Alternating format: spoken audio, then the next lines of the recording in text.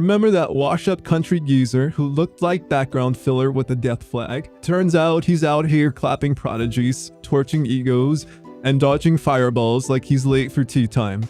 Welcome back to the chaos that is From Old Country Bumpkin to Master Swordsman, a show where every third character is a magical prodigy, but somehow the only guy who survives is the one who thinks compression magic is just a sore muscle.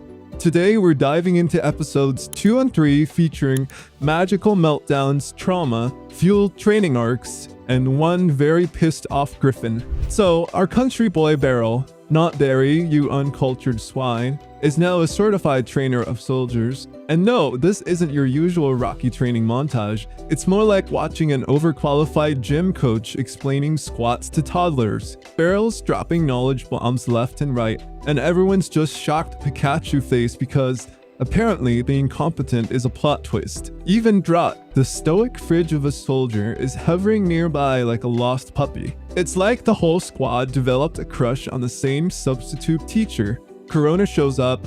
No, not the beer or the virus, but another disciple turned thirst trap and asks Beryl to go on a tour around town. Cut to the citrus. Yes, that's her name. Don't question it. We flash back to her baby dojo days, where she was a shy marshmallow. But thanks to Beryl's gentle words and grueling, soul-crushing basic training, she levels up from "Why am I here?" to kill mode activated. Fast forward 3 years of blood, sweat, and probably untreated emotional trauma, and now she's out here slapping fools in dojo competitions. Beryl's students mop the floor with the other teams, and not in a fair way. This was a curb stomp battle. Even Citrus wins her fight, like she's cosplaying a shonen protagonist halfway through their arc.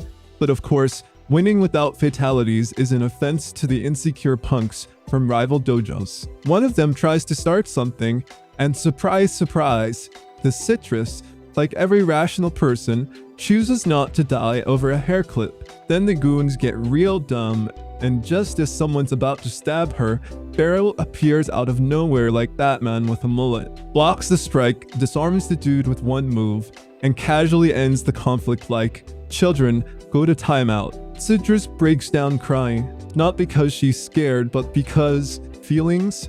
She thinks it's her fault. Beryl, being the emotionally constipated hero that he is, starts apologizing.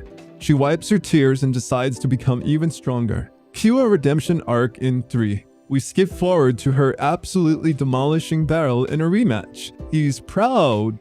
She gets her graduation sword. And the saga of "I used to be trash, but now I'm dangerous" continues. 10 years pass like one transition screen later, and Citrus is now a knight commander, which in anime terms means she's officially out of everyone's league.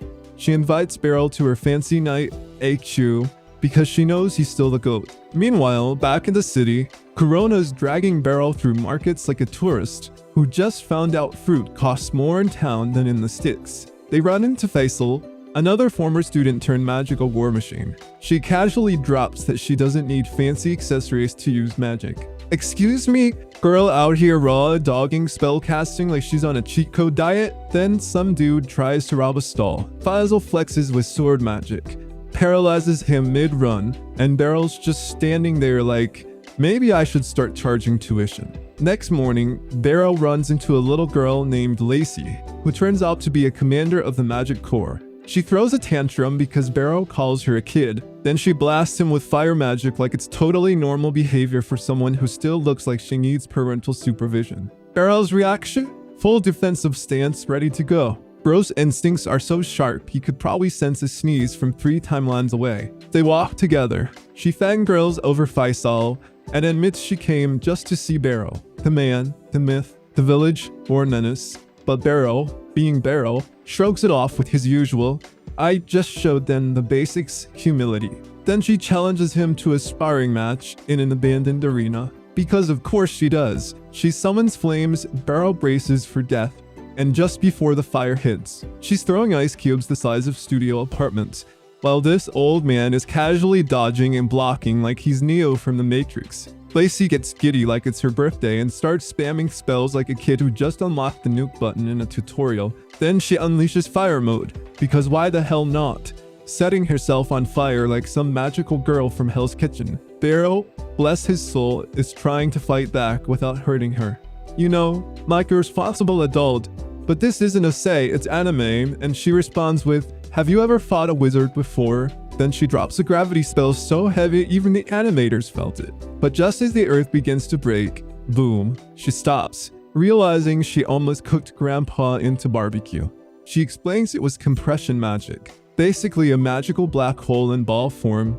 Casual stuff. Beryl's reaction? Mild existential dread. Classic. She almost killed him for fun and still thought it was foreplay. Hind skit. Beryl finishes training and bumps into Faisal.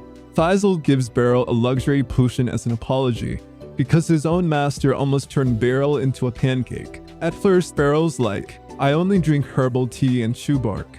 But peer pressure wins, as always. Then comes the lore dump. Turns out Lacey might be 12 or 200. Nobody knows. Apparently, she keeps herself anime, young using magic. And oh yeah, she's a special class wizard, which in this world means plot armor tier 99. Then Citrus walks in. No, not a fruit, an actual character. Thanks Faisal, and leaves. With that, I have secrets and trauma energy. Next, Lysandra shows up with a shiny recommendation letter. Surprise! Beryl's been invited to train rookie adventurers because apparently getting almost murdered is now a valid resume. This triggers peace faster than you can say flashback no jutsu. Beryl remembers the time he went dungeon diving for that sweet monster money, only to get his face kicked in and barely escape. Citrus and Lysandra insist this'll be good experience, which is anime code for "you're about to almost die again." Also, the tension between the two women is thicker than a shonen power-up sequence. Cut to the Adventure Guild, where Beryl gets railroaded faster than a light novel protagonist. Enter Natus, the Grand Master, and Megan, the human equivalent of corporate. Megan's like, "You can't join, you've got no exp." And for a moment, Beryl thinks she's the only sane one in the room. But nope, Megan proposes a duel, yes, with his former student Lysandra, who is now a black rank adventurer. Basically the enemy version of a boss fight with emotional baggage. Beryl tries to say no. But when has that ever worked in the genre? And just like that, Grandpa's retirement plan became, don't get sliced in half by your own disciple. Before the fight, cue the mandatory emotional flashback montage.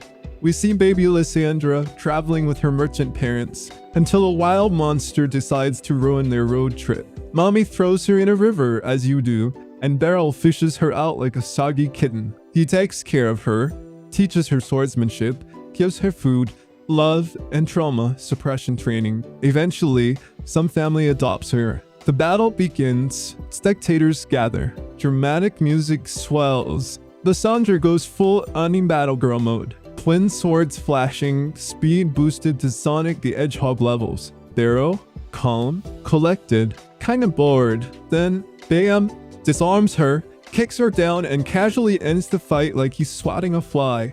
The crowd loses their collective minds. "Who is this man?" they cry. Beryl drops the mic. "Your left hand grip's still trash." Even Megan starts apologizing. Next day, it's dungeon time. Beryl leads 3 rookies who look like they belong in a D-tier gacha game. They enter the cave, kill some goblins, and wander deeper in, only to realize there are almost no enemies. Yeah, that's not suspicious at all. Suddenly, their magic detector explodes like a cheap Amazon gadget. One rookie gets yeeted by a claw, and boom, a freaking griffin appears. Not just any griffin, Gravel. Because of course, the dungeon boss is hiding at the bottom like it's a loot box from hell. Beryl steps forward, sword ready, face grim, ready to throw hands with a mythical beast. And then, fade to black. If this griffin wanted a snack, well, it just found a whole buffet of underqualified adventurers. So, to recap, our retired peasant just body bagged a black rank adventurer, got roped into babysitting rookie murder hobos, and now he's staring down a griffin with a name that sounds like a failed Final Fantasy boss. And that's just Tuesday in this messed up world. Will Barrow survive the dungeon? Will the rookies stop being walking liabilities? And will Lucy ever cast a spell without nearly nuking the continent? You'll find out in the next episode, assuming we all survive the next plot twist. Smash that like button like Barrow smashed Lysandra's pride. Subscribe for more emotional damage, and comment below if you think compression magic should be illegal. Seeing you next time.